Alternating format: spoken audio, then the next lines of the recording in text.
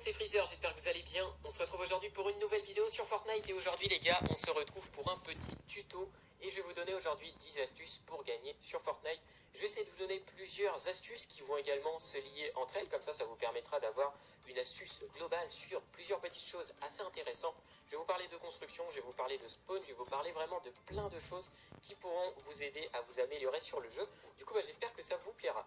Et donc du coup, ce que je vous propose, c'est qu'on commence directement par la première astuce. Et j'ai bien sûr également aussi essayé de classer toutes ces astuces dans l'ordre. Comme ça vous permettra d'avoir à peu près un truc qui se suit plutôt que d'avoir un mélange de n'importe quoi en termes d'astuces. Alors la première astuce qui pour moi est l'une des choses les plus importantes, c'est le spawn.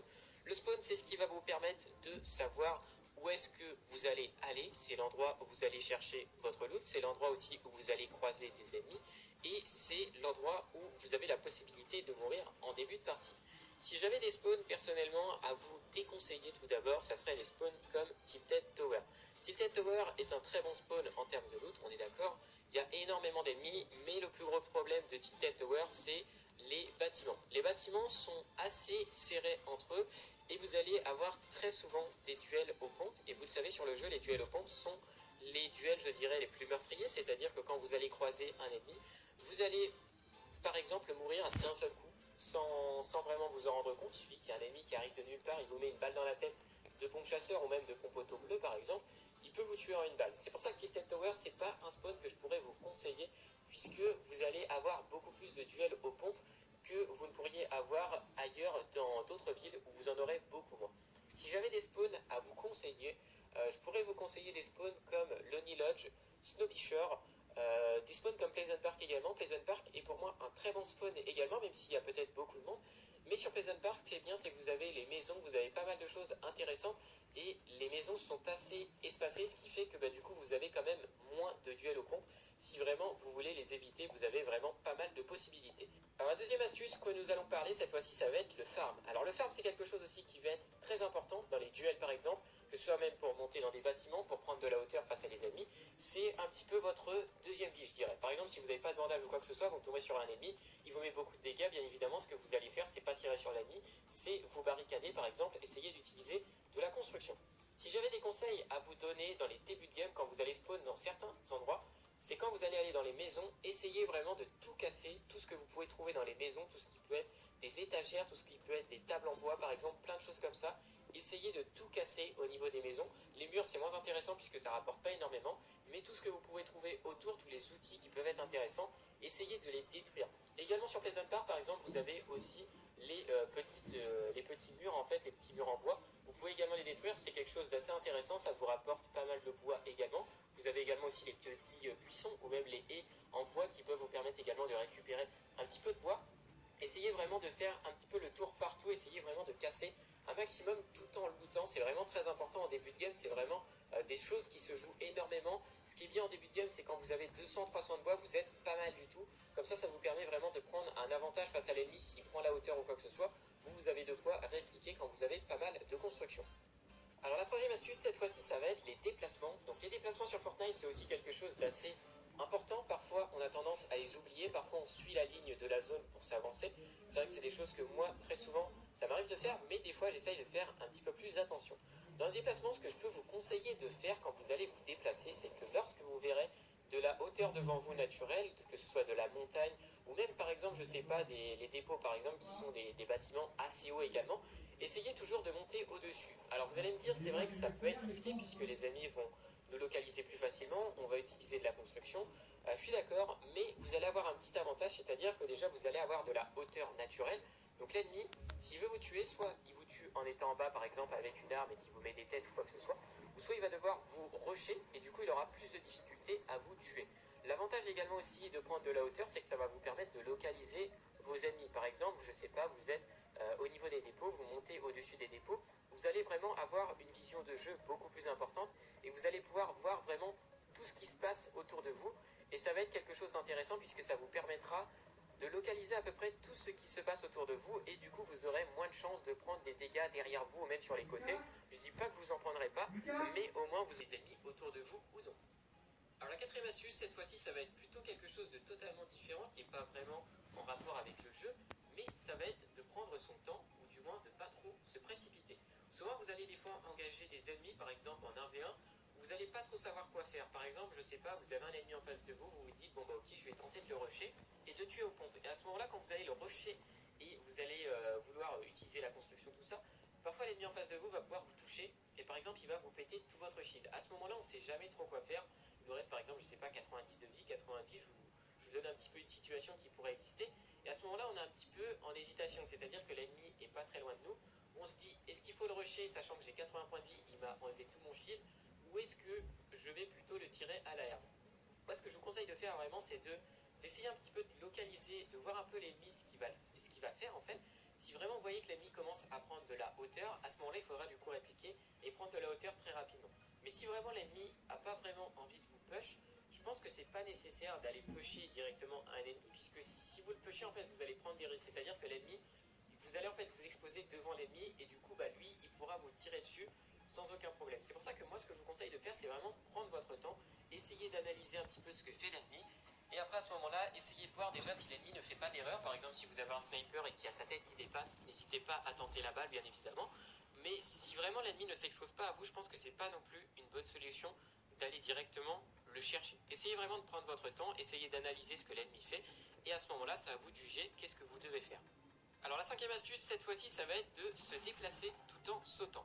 Alors vous l'avez peut-être vu, mais certaines personnes, quand vous allez parfois les viser au sniper, eh bien vous les trouvez chiantes parce que à chaque fois elles sautent tout le temps. Elles n'arrêtent pas de sauter.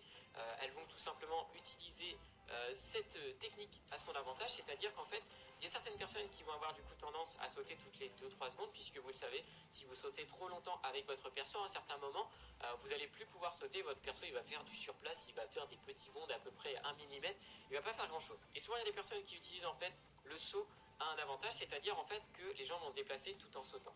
Il va y avoir deux choses qui vont être intéressantes quand vous allez sauter. Vous allez avoir déjà un premier avantage qui va vous permettre de mieux voir ce qui se passe devant, c'est-à-dire que quand vous allez sauter, vous allez voir parfois certaines choses que vous ne pourriez pas voir quand vous ne sautez pas. Et le deuxième avantage, c'est d'éviter les tirs de sniper. En fait, si vous voulez, quand vous allez être dans les plaines ou quoi que ce soit, ce qu'il faut vous dire, c'est que quand vous vous déplacez, il faut vous dire en fait qu'il y a toujours quelqu'un qui est en train de vous scoper au sniper. Et à ce moment-là, du coup, il faudra... C'est comme si quelqu'un vous tirait dessus, en gros, il faut éviter les balles. C'est un petit peu ça. C'est pour ça que moi, personnellement, ce que je fais à chaque fois, c'est que toutes les à peu près une seconde et demie, je saute avec mon perso, ça me permet d'éviter les balles de sniper, ou du moins que l'ennemi ne me tire pas dans la tête. Un ennemi aura plus de difficulté à vous tirer une balle dans la tête quand vous êtes en mouvement tout en sautant, plutôt que quand vous êtes en mouvement en vous déplaçant. Je peux vous dire que c'est vraiment très facile de mettre une balle dans la tête si l'ennemi ne saute pas. Alors si un ennemi saute, c'est beaucoup plus difficile. Donc pensez-y, essayez vraiment de sauter le plus souvent possible. Vous allez voir peut-être qu'au début, pour ceux qui ne le font pas, c'est peut-être un petit peu difficile, mais petit à petit, vous allez prendre la main, et après, vous allez même plus vous en rendre compte que vous sautez à chaque fois. Alors sixième astuce sur Fortnite, ça va être de toujours se barricader lorsque vous allez être arrêté. Alors souvent sur Fortnite, vous allez avoir tendance à vous arrêter lorsque vous allez vous soigner ou quand vous allez réanimer un allié.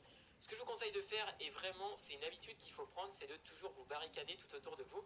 C'est vrai qu'aujourd'hui il y a de plus en plus de gens qui ont tendance à le faire quand ils vont réanimer un allié, mais parfois, des fois, on a tendance à l'oublier de le faire. Je sais pas, on se dit tiens, on est caché derrière un arbre, je vais pouvoir me soigner, normalement il n'y a personne qui va me voir. Mais dites-vous qu'à ce moment-là, quand vous êtes en train de vous soigner, vous êtes en fait une proie très facile. Vous êtes vraiment stack, vous ne bougez plus, ça veut dire que l'ennemi, il peut vraiment prendre son temps pour placer sa balle de sniper. Il peut vous la mettre dans la balle dans la tête sans aucun souci, même s'il est très très loin, à part si vraiment il peut rater sa balle avec le bullet drop ou quoi que ce soit. Mais globalement, dès que vous êtes arrêté, vous êtes vraiment une proie facile. C'est pour ça, pensez-y à chaque fois, même si c'est pour vous mettre juste un bandage, faites un escalier, faites un mur autour de vous et soignez-vous. C'est vraiment des choses qu'il faut prendre l'habitude, puisque moi souvent à l'époque j'avais beaucoup de morts qui venaient de ça, je me soignais, je me faisais tuer, et à force j'ai compris la leçon, et maintenant je fais attention. Dès que je dois me soigner, même si je dois me mettre une mini potion, je me barricade, et comme ça je suis beaucoup plus sûr, même si parfois des fois c'est vrai que ça m'arrive de l'oublier, mais en tout cas j'essaye vraiment de faire le plus attention à ça. Donc essayez vraiment de vous barricader le plus souvent possible quand vous vous soignez ou quand vous réanimez un allié. Alors la septième astuce cette fois-ci, ça va être d'utiliser le modificateur de construction. C'est quelque chose que très peu de gens utilisent, ou du moins qu'on va avoir principalement tendance à utiliser lorsque l'on va faire une porte ou une fenêtre. Il y a pas mal de choses très intéressantes à savoir avec le modificateur de construction, et que moi-même j'ai réussi à découvrir il n'y a pas si longtemps que ça, et aujourd'hui je me rends compte que cet outil-là en fait il est juste génial, parce que il peut vous sauver la vie, il peut vous donner des avantages également aussi face à l'ennemi. et c'est pour ça que je voulais vous en parler également. L'avantage qu'on va avoir avec le modificateur de construction, c'est qu'on va tout simplement pouvoir retirer une partie de nos constructions, et ça va être intéressant dans certaines conditions. Par exemple, je sais pas, vous êtes face à un ennemi, l'ennemi prend la hauteur devant vous, l'ennemi est juste au-dessus de vous. Il y a des ennemis qui vont être très intelligents, ce qu'ils vont faire, c'est qu'ils vont en fait casser votre construction. Vous, à chaque fois, vous allez essayer de remettre une construction pour pas que l'ennemi arrive devant vous. Sauf que certains ennemis vont être très intelligents, c'est-à-dire qu'ils vont tout simplement casser la construction. Ils vont essayer eux-mêmes de mettre leur propre construction et du coup d'utiliser le modificateur de construction pour tout simplement effacer une partie de la construction, et à ce moment-là, vous serez du coup une proie facile.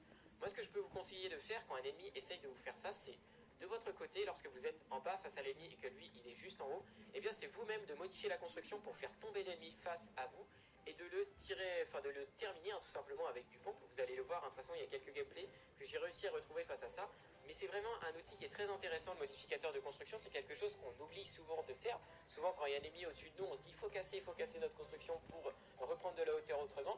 Mais essayez d'utiliser ce modificateur de construction là. Vous allez voir que parfois ça peut être également intéressant et ça peut vraiment être un très bon avantage. Alors la 8e astuce, ça va être de vous forcer à jouer avec les armes à longue portée, c'est-à-dire les fusils de sniper ou les fusils de chasse. Alors je vois très souvent des gens parfois qui ont tendance à laisser principalement des fusils de chasse au sol alors qu'ils n'ont pas de sniper sur eux, alors que le fusil de chasse c'est une arme qui est relativement forte. Après c'est vrai que c'est une arme aussi qui reste assez difficile à jouer. Moi ce que je peux vous conseiller de faire, c'est vraiment de vous forcer à jouer avec cette arme. Moi-même au début quand je jouais avec cette arme, c'est vrai que j'avais du mal à l'utiliser.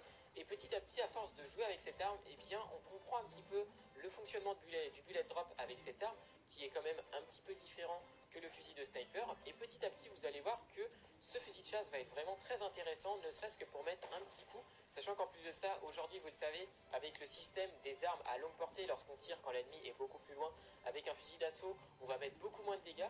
Et bien, c'est vrai que ça peut être intéressant de mettre par exemple 50 ou 60 de dégâts avec un fusil de chasse, ou même de mettre une balle dans la tête et tuer un ennemi instantanément. C'est vraiment une arme qui est très très forte. C'est pour ça, essayez vraiment de vous forcer à jouer avec des armes comme ça quand vous n'avez vraiment pas de fusil à longue portée. Même ne serait-ce qu'en fin de game, des fois ça peut être intéressant quand vous êtes face à 2-3 ennemis qui ont tous construit une tour. Ça peut être vraiment pas mal d'utiliser ce fusil de chasse pour essayer de placer des balles dans la tête. Alors on arrive donc cette fois-ci à l'avant-dernière astuce, et donc du coup on arrive un petit peu à la phase finale, on va dire, quand vous êtes face aux derniers ennemis. Il reste 4-5 ennemis. La 9e astuce, ça va être de construire une tour. Alors la tour, il va pas falloir la faire trop grande, puisque sinon, si vous la faites trop grande, l'ennemi pourra vous faire tomber et vous aurez du coup des dégâts de chute. Ce qui peut être intéressant, c'est de faire une tour à peu près à 3 voire 4 de hauteur. Si vraiment vous êtes en 1 contre 1 et que l'ennemi a fait une très grosse tour, et bien là, à ce moment-là, n'hésitez pas, essayez de faire pourquoi pas une tour beaucoup plus haute ou essayez de le faire tomber. Ce que je peux vous conseiller de faire avec une tour, c'est de faire soit une tour en pierre ou en métal, comme ça, elle sera beaucoup plus intéressante. Et comme ça, vous pourrez mieux résister sur la tour et l'ennemi du coup aura plus de difficultés à essayer de vous faire tomber de votre tour. Et comme ça, s'il essaye de tirer sur votre tour, vous pourrez pourquoi pas essayer de lui tirer dessus pendant qu'il essaye de vous faire tomber. Alors la 10e astuce, ça va être de viser des ennemis sans vous faire voir. Donc quand vous êtes vraiment en fin de partie, vous le savez, avec les constructions, on a possibilité de voir à travers face aux ennemis. Alors vous le savez peut-être, mais auparavant, avec la pierre, on avait la possibilité, lorsqu'on mettait des coups de pioche, eh bien, de voir un petit truc transparent, ce qui nous permettait en fait de voir où sont les ennemis principalement. Aujourd'hui, ça ne marche plus, puisque désormais, quand on tape avec la pierre, c'est le dessous de la construction qui prend, ce qui fait que maintenant, on ne peut plus viser avec nos snipers, nous lever et tirer d'un seul coup, et ensuite nous raccroupir pour pouvoir essayer de scoper des ennemis. Aujourd'hui, c'est plus possible, sauf qu'on peut le faire encore avec le bois, et c'est ce que je vous conseille de faire. C'est, on va dire, une bonne astuce qui va vous permettre en fait de ne pas vous exposer aux ennemis tout en tirant sur l'ennemi. Donc ce que vous faites quand vous posez du coup votre construction, vous faites votre petite tour, essayez de garder un dernier étage, et du coup ce dernier étage, essayez de le faire en bois. Et à ce moment-là, quand vous allez le faire en bois, eh bien vous allez tout simplement taper 2-3 coups sur le bois, et à ce moment-là, du coup, vous aurez tout simplement des petites lignes qui seront transparentes. Et ça, ces petites lignes transparentes vont être vraiment très intéressantes, puisqu'elles vont vous permettre de localiser l'ennemi. Et du coup, si vous voyez que l'ennemi s'expose devant vous, eh bien vous pourrez viser au sniper, vous lever et tirer, et ensuite vous raccroupir. C'est des très bonnes choses qui peuvent être intéressantes, donc essayez vraiment d'utiliser la construction. Ce que je peux vraiment vous conseiller en tout cas, c'est vraiment de ne pas vous exposer aux ennemis quand vous êtes dans une tour, puisque là vous allez être vraiment une proie facile. Et souvent, ce que j'aime pas quand on s'expose dans une tour, c'est que souvent ce qui apparaît face à l'ennemi, c'est seulement votre tête. Et la tête, c'est vraiment la pire des choses que l'ennemi ne doit pas toucher. Donc essayez vraiment d'utiliser la construction pour essayer de localiser les ennemis tout en restant caché. Du coup, je pense que je vous ai à peu près tout dit sur cette petite vidéo. J'espère en tout cas que ça vous aura plu. N'hésitez pas en tout cas à mettre un petit pouce bleu et puis également à vous abonner à la chaîne si ce n'est pas déjà fait. On se dit du coup à la prochaine les gars, portez-vous bien et salut tout le monde.